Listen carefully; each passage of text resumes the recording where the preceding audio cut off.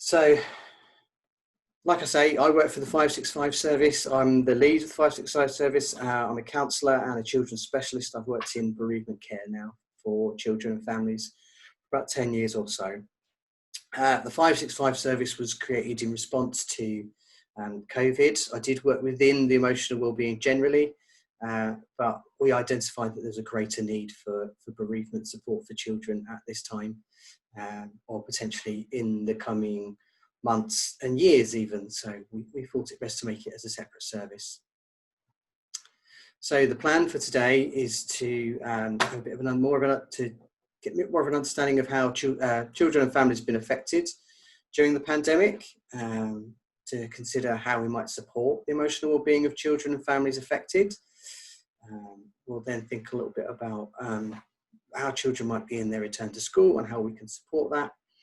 And then have a little bit of a thought around how loss and bereavement is affected during this time. And then finally end with thinking about how we can support each other during this.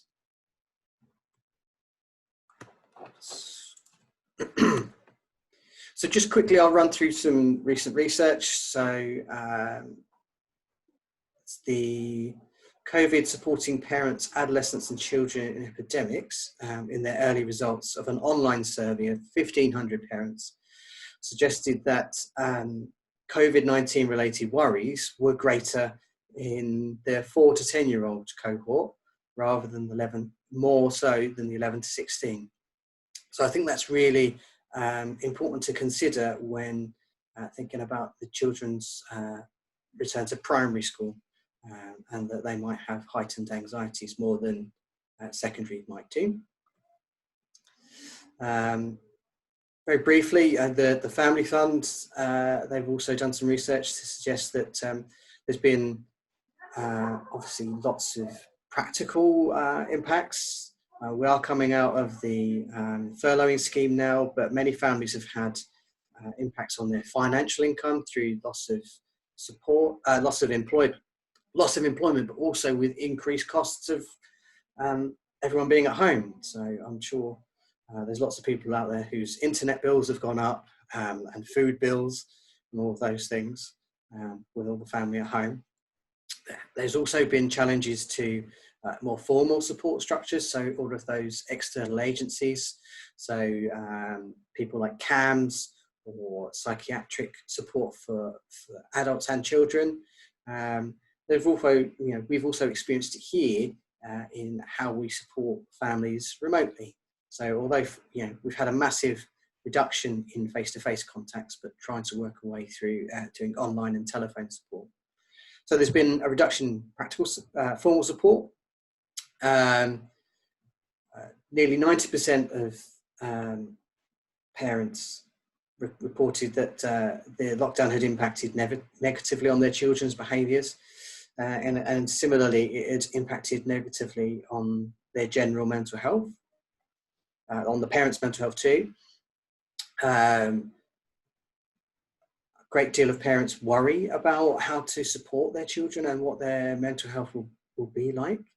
And like I say, along with parents who worry about their own mental health. And nearly 2/3 of parents felt that one of the greatest things that we can do is to support them, is to give them advice and guidance or signpost them on how to improve general mental health and well-being. And again, just to quickly run through this one, the co-space study focused a lot more on families with children with special educational needs. Special educational needs can already be a stressor and a vulnerability for many families.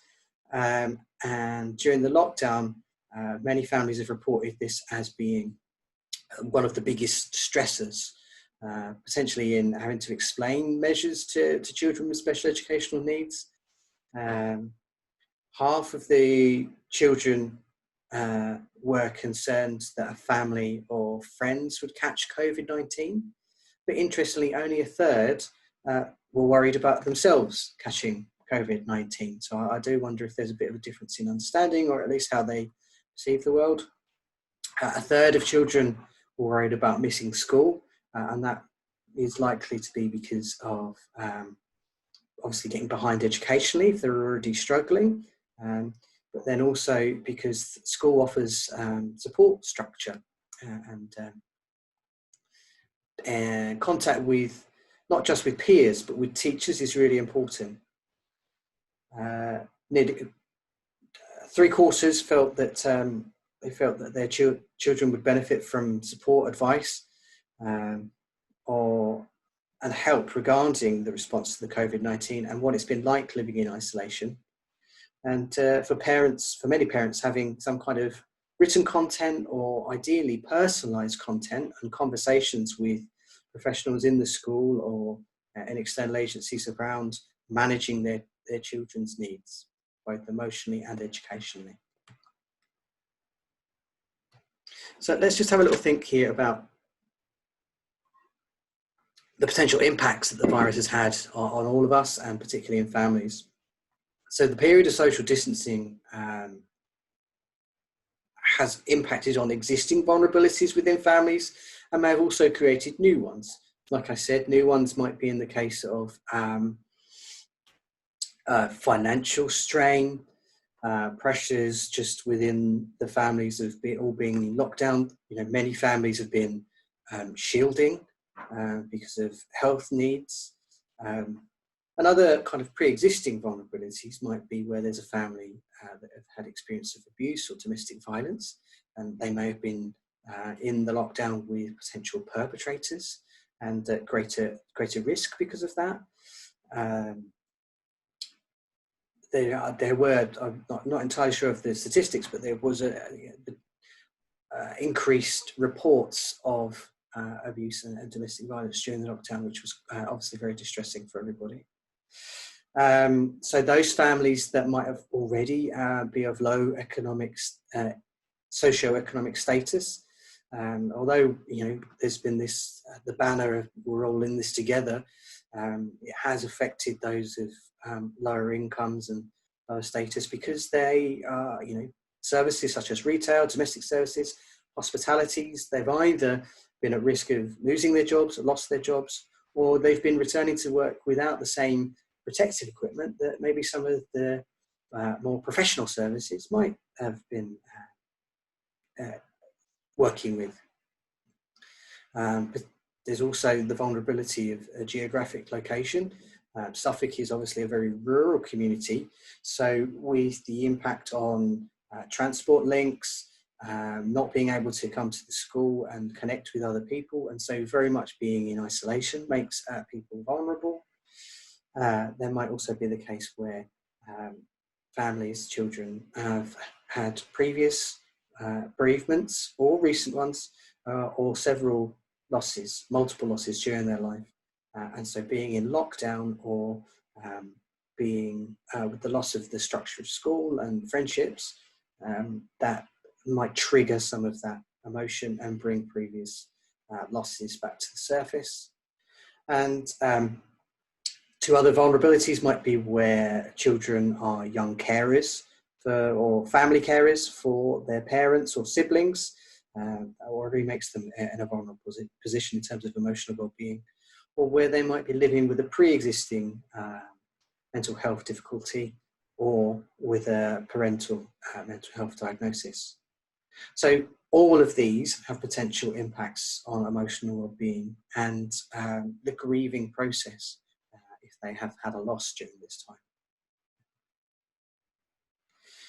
Just more generally, the impact of the pandemic is likely to have long-term effects on children and young people for months, many years even.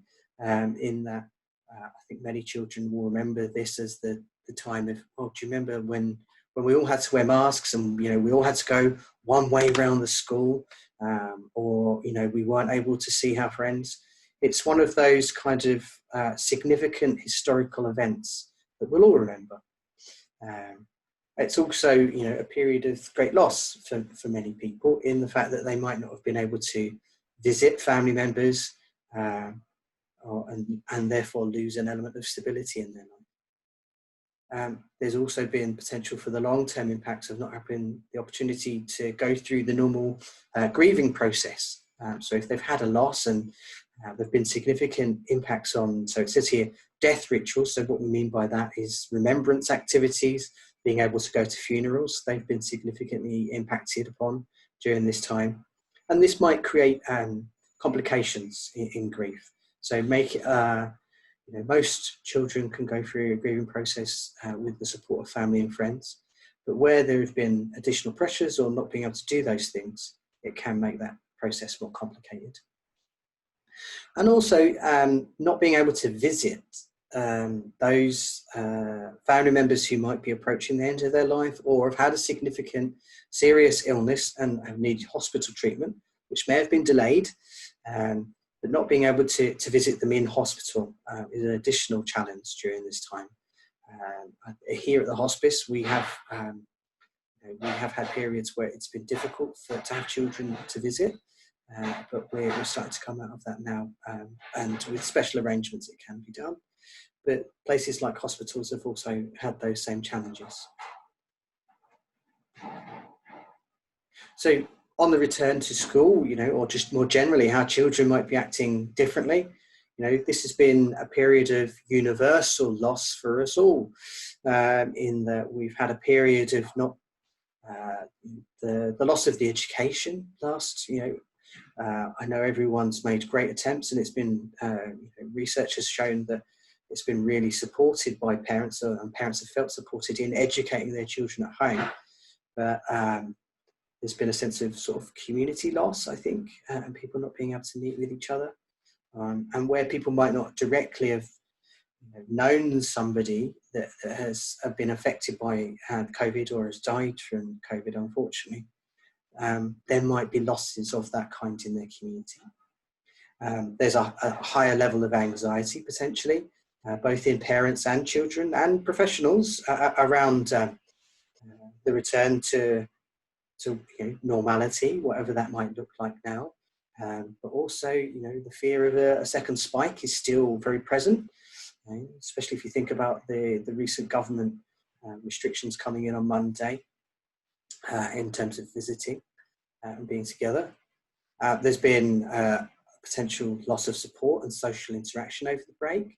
So coming back to school, it might become quite challenging to reconnect with people. And for all children, all families even, this is a period of transition. So, there are obviously significant transition points. So those children that might be starting school or that might be going from primary up into secondary this year. And so being able to transition into those across those two periods kind of puts an extra pressure on.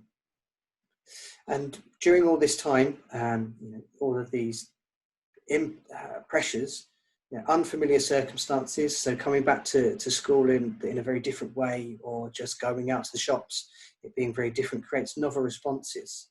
So all of those children that you might have felt would be well adjusted and felt quite comfortable in themselves, might be acting out in different ways. Those children that might have been acting out previously might be coming back to you with different worries and different presentation. They might be doing fine, or at least appearing so. So in considering the return to school, I know most schools have gone back this week, if not last week. It's important to recognise what the lockdown and the break in school had been like. Was school considered, was home considered a safe place? So not necessarily just talking about domestic violence or physical or emotional abuse, but the perception by both the children and the parents as to whether they all got on during this time, and was it a comfortable place to be? There's also the case that many families these days are blended families, and so that might have meant that they've not seen certain siblings, the stepdads or whoever, or because there's that separation, of families live quite distant from each other at times. They might not have seen people. And there's also the question of, well, what if some siblings have been going back, but others are not? So, I give the example of, a child that might be starting primary school, but his sister, who he spent all of his time with at home, who is not of an age to go to school. Like, why is she able to stay at home, but I have to go in? And that can create some tension within families, having to try and explain that and to manage that. During this time, it might also have been where parents have had to explain death and dying or serious illness to children earlier than they might have felt comfortable with, and might have felt they had a lack of knowledge or confidence in being able to explain things.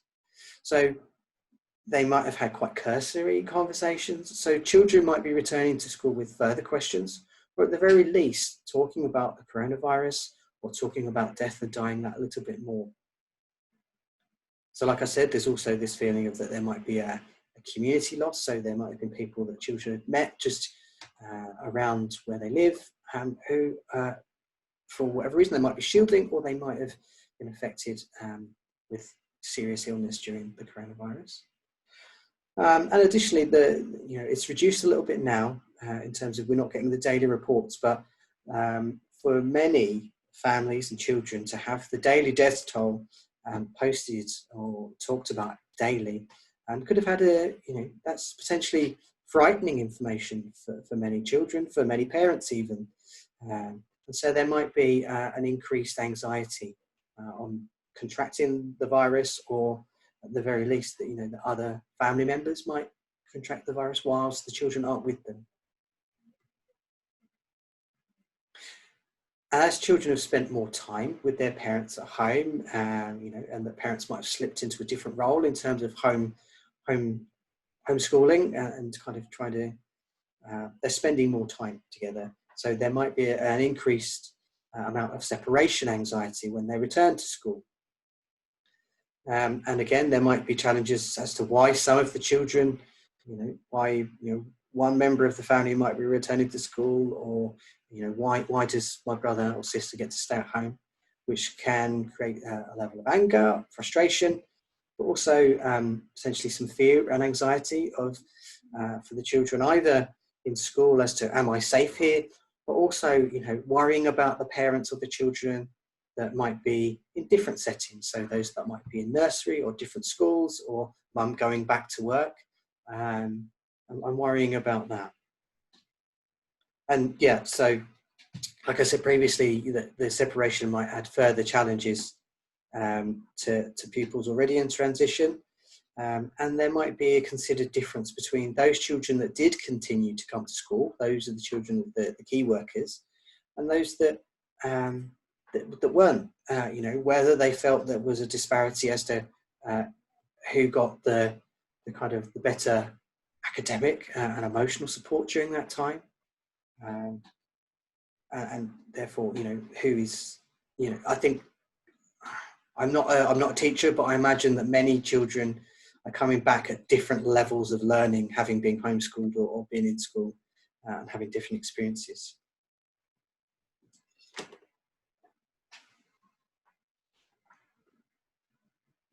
So considering on what might help children on their return is to think about helping them to process what the lockdown has been like for them.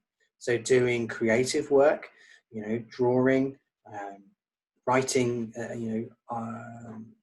poetry, or creative pieces, in helping them to express the challenges they had, but also maybe some of the benefits of the lockdown, and the changes that are coming into place because of the virus.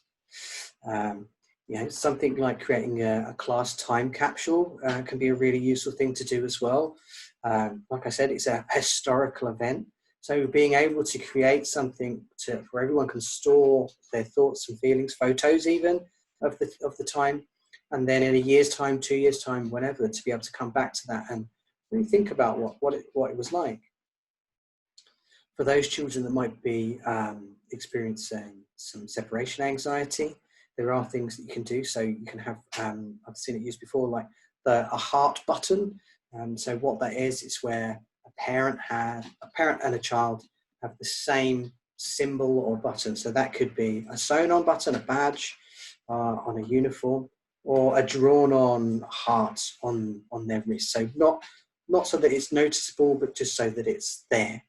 And then when the child is feeling anxious or worried, they can look at the heart, stroke the heart, whatever they feel comfortable with, as a way of feeling connected to the person. And I'm sure parents will probably be doing the same as well. I think there's many parents struggling with the return to school too. Also recognising the importance of what we would consider transitional objects. So what we mean by transitional objects are those things that children might carry with them or keep with them for comfort. So if you think about, comfort blankets or little teddy bears and things like that, I know that obviously because of infection control, many schools aren't allowing children to bring things in.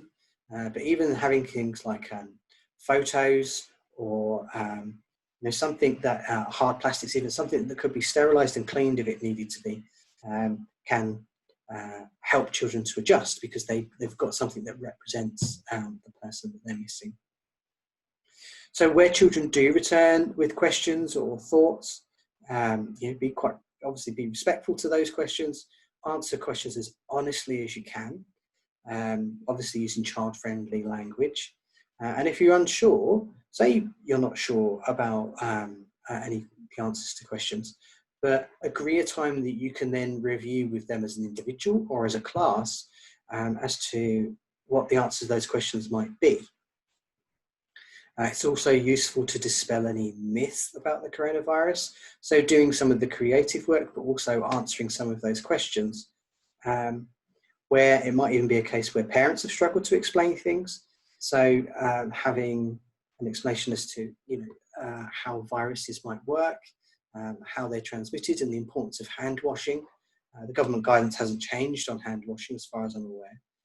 So there is this book here, the Coronavirus, a book for children, which is, I've recommended it to people previously.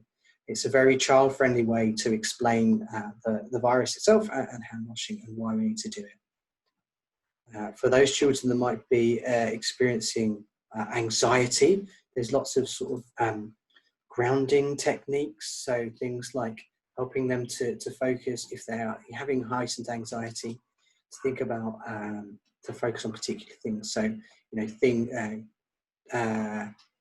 that they can see, find 5 things of a particular colour, things that they can hear, 4 things they can hear. So having things that keep them in the room, so to speak. There's also exercises, breathing exercises. The most useful I found for children, for primary school children, is the finger breathing technique. It's where you trace your finger around your thumb and fingers, and as you go up one thumb or one finger, you breathe in, you hold it, and then go down the other side and breathe out. And you kind of, once you get to the 5th finger, you pause, reflect on how you feel, and then if you're still struggling, then to run through it again. And it's a really useful thing because obviously everyone's got their hands with them most of the time, and you can do it quite subtly if you need to. And it's also something that children can take ownership of and use whenever they feel they need to. Being able to take regular breaks during the school day and physical exercise obviously will reduce some of the physiological elements of anxiety. Making sure everyone's well fed and rested is really important.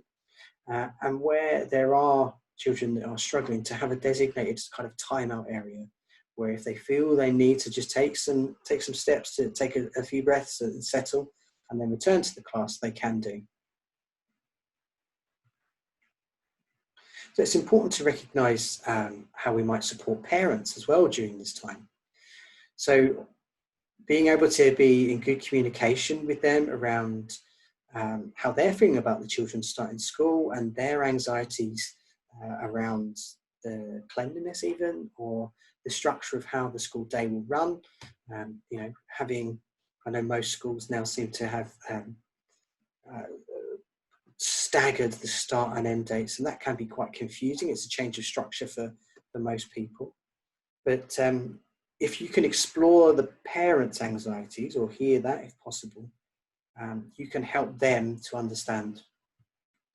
You can help them to think about that.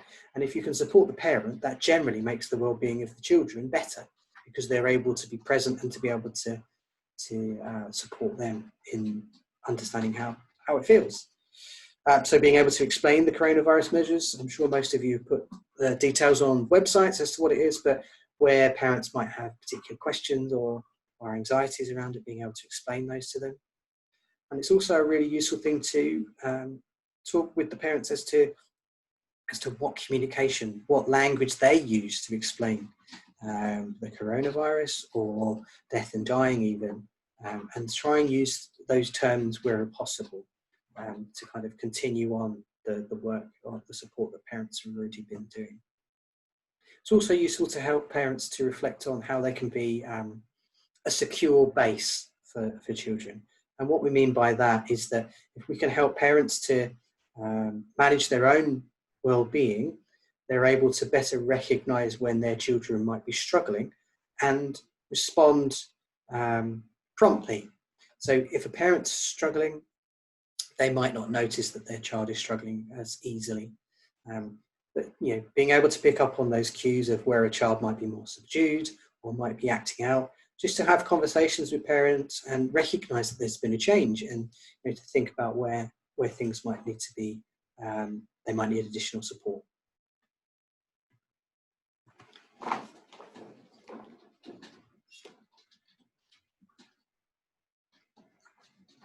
So a consideration of how bereavements might be different during this time. I think bereavements might feel much more sudden, and that might be because they're linked to coronavirus, or potentially the lack of treatment for other illnesses because of a fear of the coronavirus. So things like where somebody might have died from a heart attack but decided not to go to a hospital for fear that they might contract the virus, and then died because of the lack of treatment. That's obviously a sudden loss for families. But also because the lack of contact with family members and not being able to see them might mean that there was, because of the reduced contact, that when that person might die, it feels a lot more abrupt, a lot more sudden. And again, this is linked with changes to visitation. So those that might have been seriously ill, either in hospital or hospice care or in care homes, nursing homes, that families haven't been able to visit them, to give them, to say goodbye or spend time with them as they approach the end of their life. There's also been significant impacts on funerals during this time. So initially, many funerals were reduced just down to a few family members within the same household. It has expanded out more recently to be a few different households. And things have been put in place in terms of many funerals now are live streamed as well, with appropriate password protection for people to see those. So that meant that probably if where families have had reduced numbers in funerals, the children might not have had the opportunity to attend, or even partners of parents might not have been able to attend either. Also during this time, the normal supportive networks that families have in bereavement might have been reduced. So not being able to attend school and speak with their friends or their teachers, or even just the distraction of being in a different setting and being able to concentrate on their maths and their English and their art rather than thinking about the loss. So yeah, the schools not being open has had a real impact potentially on those children. Lack of contact with extended families in a face-to-face nature, although many have gone on to using WhatsApp and Zoom to have video conferencing and talking to families, and so might have had increased connection that way. Being able to visit and to see and to play together is a really important thing for children and for families as a whole. And so it's sort of, my feeling is we've had one step forward on that front, but now it looks like on Monday we'll be taking a little bit of a step back. So it's important to recognise that. And for many children, probably because of shielding or just worries around it, tactile comfort might not have been as easily as possible. So where they might have been visiting family members who were unwell, or even well, but we have to keep a distance. They might not have had as much tactile comfort, which is really important. So if we just have a quick look at this particular age group, so primary school, and how they understand death and dying. So their understanding comes from, they start to see it as irreversible and universal, but they might not necessarily apply it to themselves. So, if we think about that research that I mentioned earlier, where they might be worried about family members, but not really considering how they might be impacted by any viruses or illness. They have a mix of concrete and magical thinking, so they understand that there's more permanency, that permanency is in death, but they might also have some thoughts of, well, I can still see the person that's died. They might come back on my birthday, those kinds of things. They understand the range of causes of death, that sometimes it can be external causes, so accidents, but also, illnesses can also, when serious and progressive, people can die from them. And they tend to turn to their adults, their caregivers, in terms of modelling their behaviour around how to react to a loss. And they start to have a bit more curiosity about funerals. So, one of the things that we do suggest is that if there is that curiosity, is to allow the children to, if not able to visit and go to funerals, that they're at least part of planning that process, whether it's choosing songs or writing pieces of things to be presented. It's also important to see that if we can support the adult and help them to express their feelings, it gives permission to the children to then express their own. So how children might react, they might become quite withdrawn, quite sad, quite lonely. They might, so kind of acting in, they might also act out, be quite angry. And that can create some diverse reactions as well, even with a particular family, and the fact that they might keep all of their anger at home, and then when they're at school, they're absolutely fine. But it's important, again, to have that communication between home and school as to how they might be coping. They might fear that death is contagious, and of course this is exemplified by the coronavirus, but they might also have some confusion. So there might be a family member that could have died from something that's not contagious, something like diabetes, related illness, and they might feel that they could catch or they have caught that, and have worries that other family members might also get that too. There might be an element of regression, so where they might be upset, they might start to, they might soil, they might wet, at bedtimes or daytimes even, or they might start to play with younger age toys, or read younger age, or use more babyish language. They can get a little bit confused around some of the explanations we use to talk about death and dying. So being able to use terms such as, a big black car will take the coffin away, rather than saying a hearse, it's things that are much more simplified, makes it much easier for them to understand. And their children, they're curious at this age. They might want to know a little bit more about the causes of death. They might talk about it more as well. And they might be asking more questions, both of parents and of school too. So as they move from 9 into adolescence, they really start, their understanding is becoming much more concrete, that it's universal, inevitable, and that everybody and everything dies. Which means that they might see their own death as a frightening possibility when confronted with the death of somebody else. So it's important to recognise or to talk with them about the causes of how somebody might die, and how that is that they're of being young and healthy, that they're of reduced risk of becoming unwell, or accidents and things like that. They begin to grieve more, as adults do, again modelling their behaviour. But sometimes that can create a bit of an intellectualised reaction to a loss. Again, that could be modelling a parent of just saying, well, I'm going to get on with it now. Granddad died, I'm just going to carry on. Mum's gone back to work, so I'll go back to school, and try and, in essence, brave face, isn't it? But also, quite typical of this age group are more psychosomatic problems. So where they might not be able to verbalise how they feel, that it comes out in physical illness. But sometimes this can be linked to how the person they're bereaved of died too. So, for example, if somebody died of like a obstructive breathing issue, or coronavirus as well, children might report that they have chest problems, or if somebody had died from a brain tumour, they might report headaches. So those kinds of things that might not have a physical cause, but certainly an emotional, psychological one. So reactions to loss during this time, again, similar to the younger age group, there's that could potentially a period of sadness, loneliness, withdrawal, but equally acting out.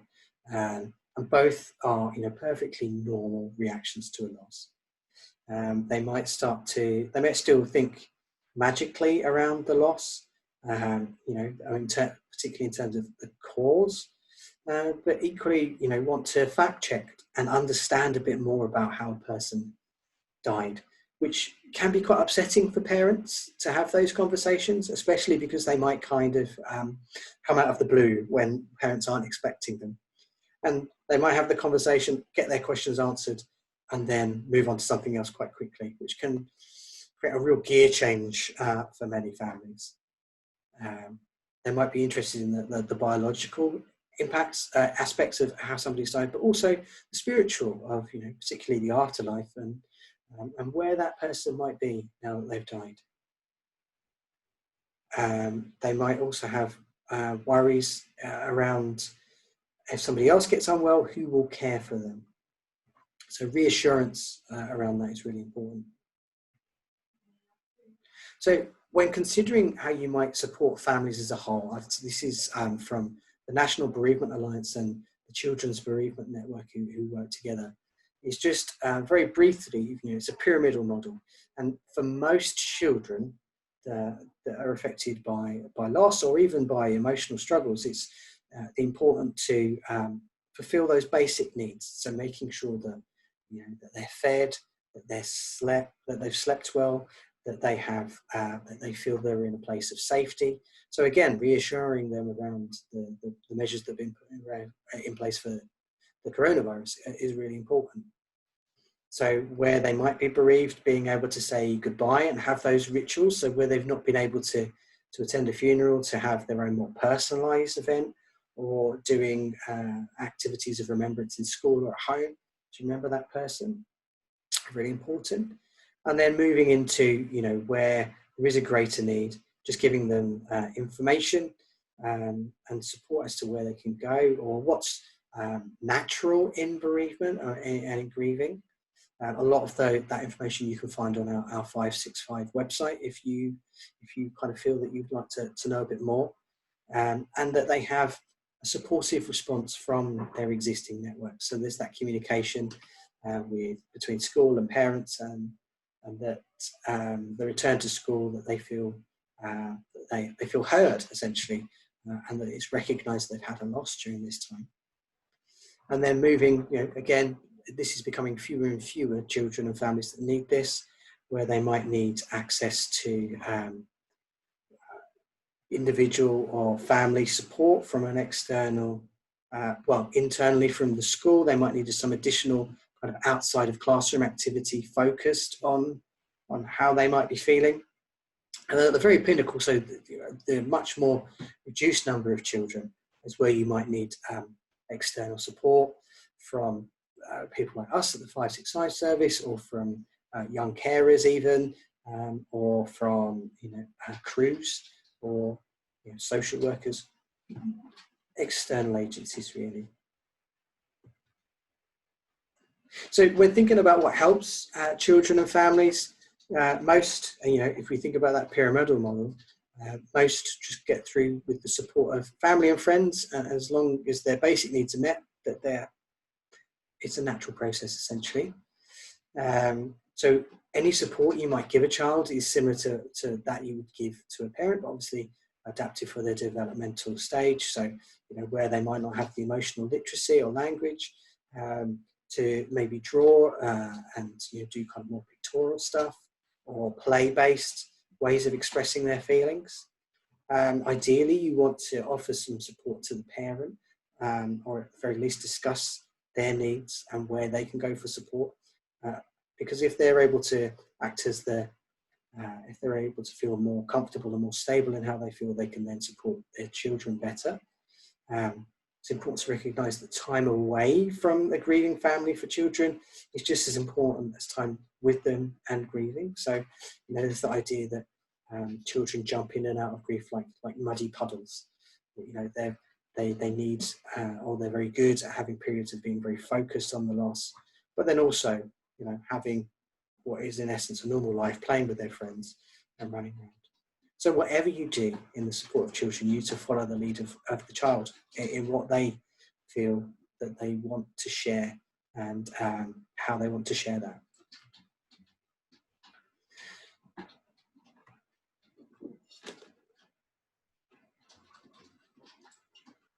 So thinking about things that you might be able to do with children, you can either do these in school, or you can give these as advice for parents at home, or caregivers, not necessarily always parents, that are the ones that are key. So doing things like remembrance activities, so creating memory jars where you can do these, where you can use sand and link the different coloured sands to different memories, or they can write memories of the person that's passed away, and special ones, more challenging ones, whatever they feel comfortable with. Or if they don't feel comfortable writing it, they can draw pictures of those things and keep them in a jar and keep that somewhere safe. So you can also create memory boxes with the children, where you can obviously store the memory jar in the memory box. But a memory box is something quite simple. It could be a shoebox, cardboard shoebox, or there are companies out there where you can get solid wooden boxes, and in there you keep all the things that help you feel, that are memories of that person, help you feel connected to them. So that could be written down memories. It could be photographs. It could be objects that relate to them. So both very kind of solid things like watches, or books, or more comforting ones, more soft ones, like teddy bears, or I've known children, one child before, kept his grandfather's tie. And the thing about those, you can get like memory bears made out from their clothing, is that they have that scent. They might smell of the person that they've lost. And you can also put things like little bottles of their aftershave or perfume in there, because that smell is a really good way of conjuring up memories. There's also a wide range of books out there to help explore death and dying. Three of the key ones that we recommend here at the hospice is Goodbye Mog. So there's a large series of Mog books out there.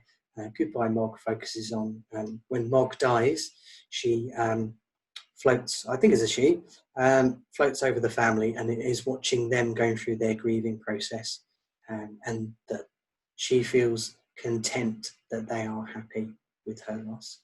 Then you've got When Dinosaurs Die, which is written by Laurie Krasny Brown and Mark Brown, sorry. And these are the authors of the Arthur books. So a lot of children kind of connect with that as a kind of a style anyway. But it's a really useful book in terms of answering some of those questions around living with illness, but then into bereavement and then remembrance as well. So it's a really good book. And then the more traditional, long-standing book was Badger's Parting Gifts, which is the it's Wind in the Willows, the animals of when Badger dies and how they spend a time of mourning and then remembering him. There's also lots of movies that families can watch together. So Disney is very good at creating movies with bereavement and loss as a theme. So Coco is the story of a young boy who travels into the underworld in the Mexican Day of the Dead to meet a relative he wasn't aware of, or to learn more about his family as it is in the living world. It sounds like, the travelling into the underworld sounds like a scary prospect, but it's actually really well done, very colourful. Big Hero 6 is the story of a young boy whose brother dies, and his brother had invented a health robot. And what happens is when his brother dies, the health robot attempts to cure his grief, which is a really good... what it does is it helps children to understand that grief is not necessarily something that you kind of overcome. It's something you learn to live with, and that there's a range of emotions during this, and to turn to others for support is actually really helpful. And then it's also got big superhero elements in it as well, which I know lots of young boys and girls really love. And then you've got Up as well, which doesn't necessarily deal directly with bereavement, but it certainly deals with loss. It's the story of an older gentleman who loses his wife, and then manages, with the connection with a young boy, they go on a long journey, and they start to, they teach each other about having vitality for life. It's really lovely. So books and movies are really good for families to use, but they shouldn't necessarily be used as something in isolation. It's not a case of just giving the children the book and then hoping, or watching the film, then hoping they understand, but being able to read them as a family and reflect on the characters and how that might connect with their own life experiences and how they might be coping. And then there's other things that you can do around worry monsters. So, the children write their worries and feed them to the monsters, and then they're gone. So similar to the worry dolls that used to be a much more of a bigger thing. And then worry boxes, where you can have these in the classroom even, where children might have worries, they write them down and then pop them in a little letterbox, and then there's a set period where the teacher or TA would then review the worries and talk with everybody as a class without identifying individuals. And there's also things such as feelings first aid kits. So it's about helping children to understand what a physical first aid kit is, and why we have all these different things in there. But then also important to have feelings ones. So having a little envelope marked as a first aid kit with things in there that make us to feel good. So where they might list things they like doing. So cuddling with their mummy, eating their favourite meal. And so they're identifying their own coping strategy and building resilience.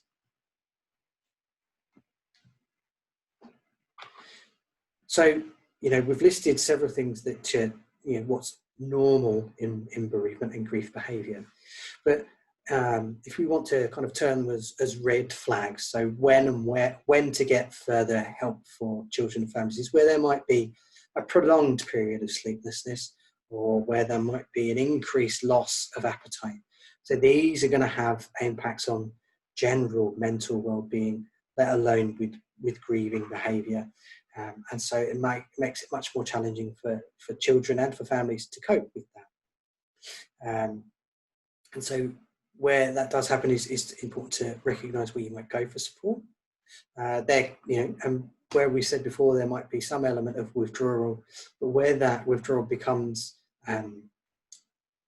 very engrossed, that they're not even speaking to people, or that they're very much taking themselves away without coming back to then talk about things, or where behaviour might be, outwardly aggressive from the get-go, not just in reactions to things, but it's their kind of go-to response for all things. That might be a point where you need to look to get some additional support. So there's lots of national services out there that you can ring and get some advice from. So you've got Winston's Wish. They've created lots of publications as well, but just being able to give them a call and talk through things can be really helpful. Again, Grief Encounter works in the same way, in terms of being able to support professionals and also families and children themselves. They've got a very good website. Young Minds are there for just general mental well-being, bereavement included. So, where there might be concerns around suicidal ideation, it does happen in younger children, and also self-harming behaviour, or just mental health problems, such as depression, anxiety. they can go to Young Minds for advice. And then you've got the Children's Bereavement Network as well. So that's where I showed you the pyramidal model. So they've got really good online resources there. So I suggest if you're not able to go to our website, there's also a useful one there in there. And more locally, services that you can refer to. So you've got us here at St Elizabeth Hospice. So we run the 565 service. So that supports families affected by progressive illness. Due to our funding, we're not able to offer a completely open access. So we're unable to support accidents or suicides or more traumatic losses.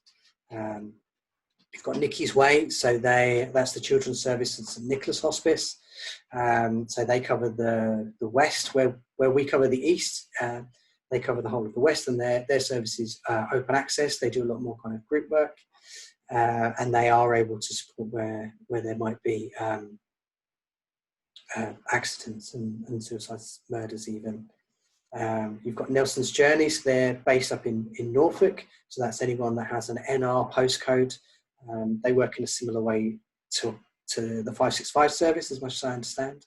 To Nicky's Way, in the fact that they're open access. And then you've got STARS Grief Support, so that's the children's service of St Helena Hospice.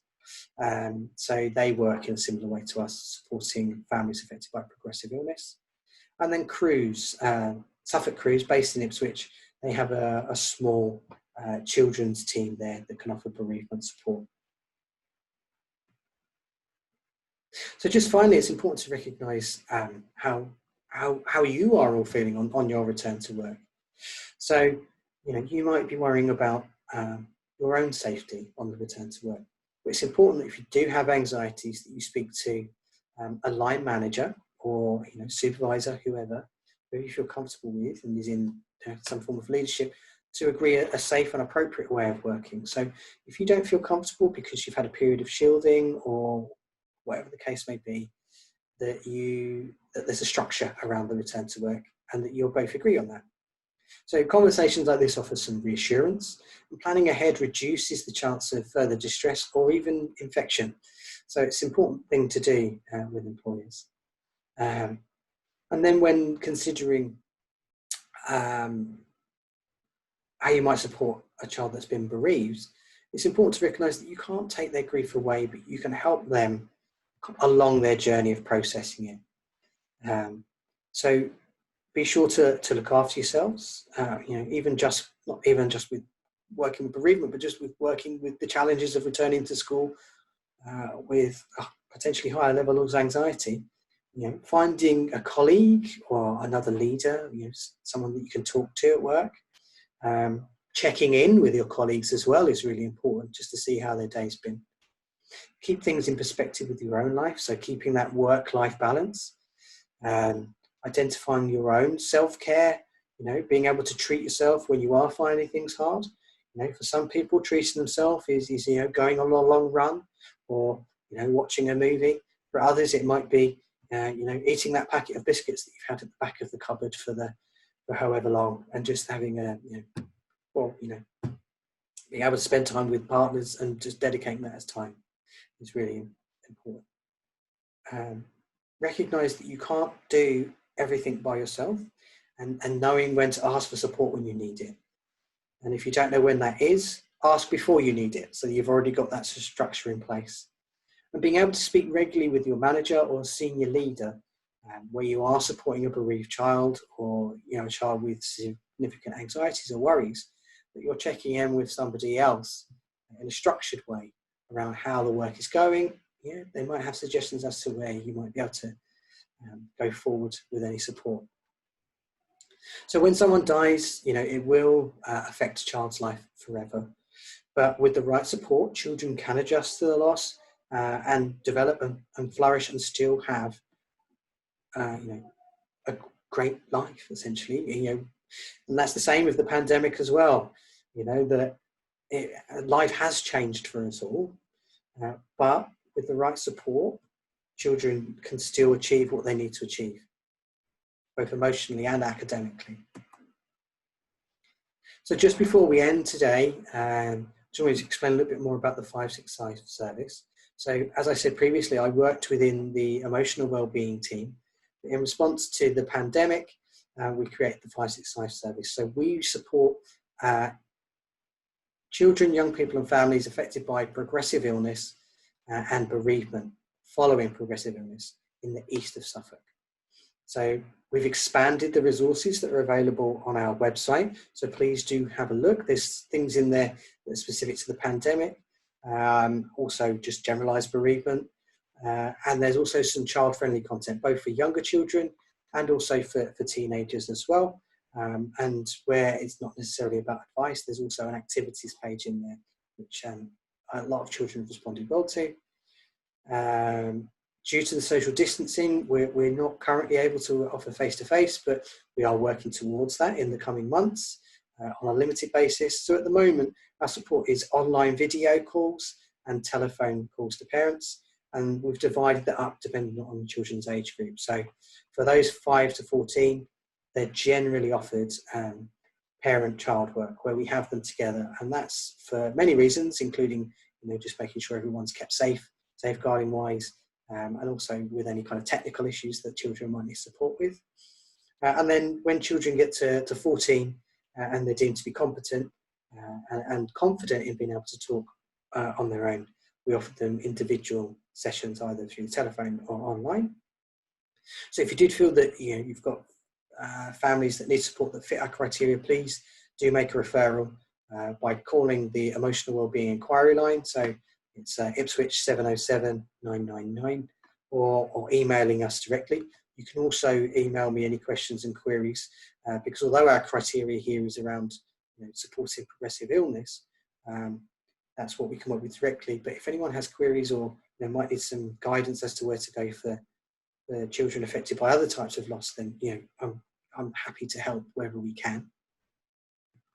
And then very finally, as you can probably understand, we've been through a period of our shops being closed, some of our larger events not being viable because of the distancing measures. So if you were interested in supporting the hospice in any way, please do feel free to contact our fundraising team. The details are all up there. Okay. So I'm just going to check with Harriet to see if there's any questions that people might have had. Okay, well, I put it back out to you all if there's any questions. I think we've gone ever so slightly over time, but if you did have any questions, please pop them in the chat.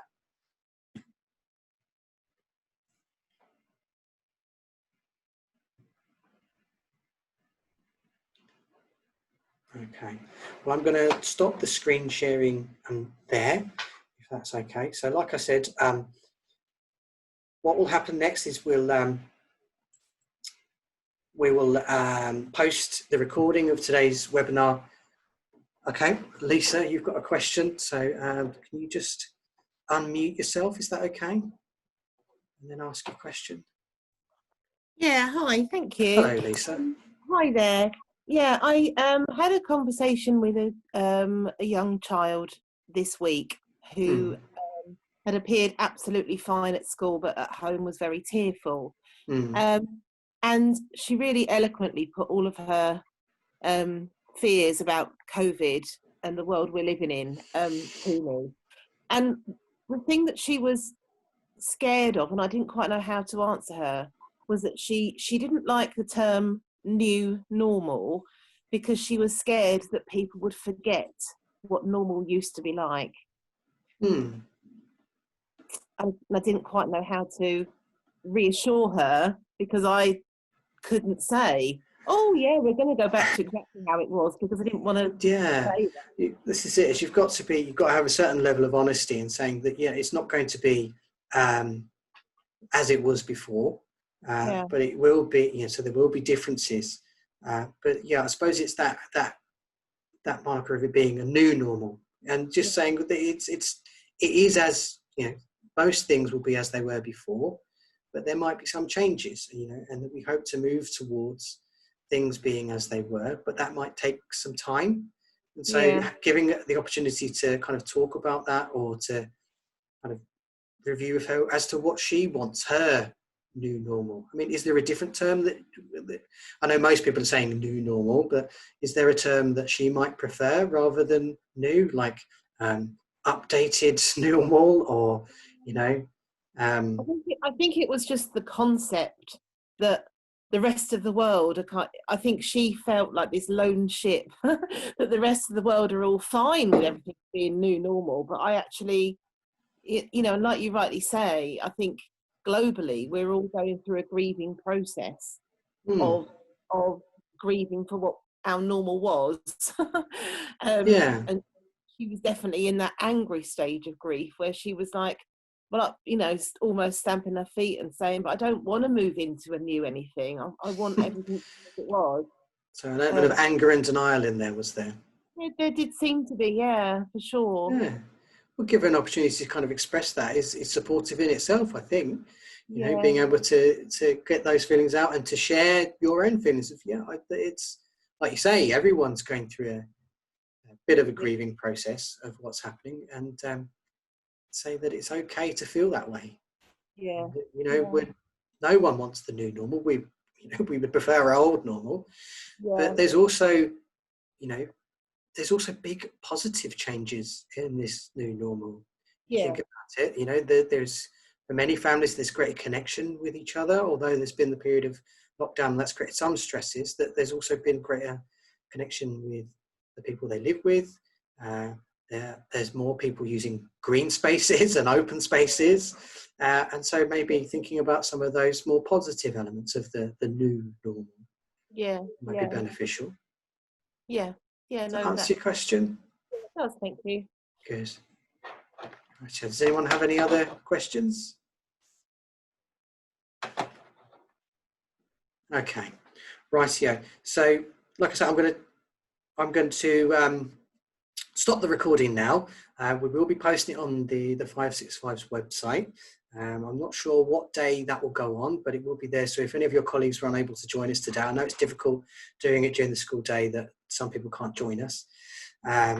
You will also be sent out an evaluation form. So that's important to us in the fact that it helps us know that what we're giving or what we're presenting is reaching the need, and where it's not, identifying what other things we might need to put in place, any other advice, any particular topics that people are interested in. So I thank you all for joining us today, and I'll leave the chat open just for another couple more minutes, just for people to say goodbye where they want to, and then I'll close the chat. Thank you.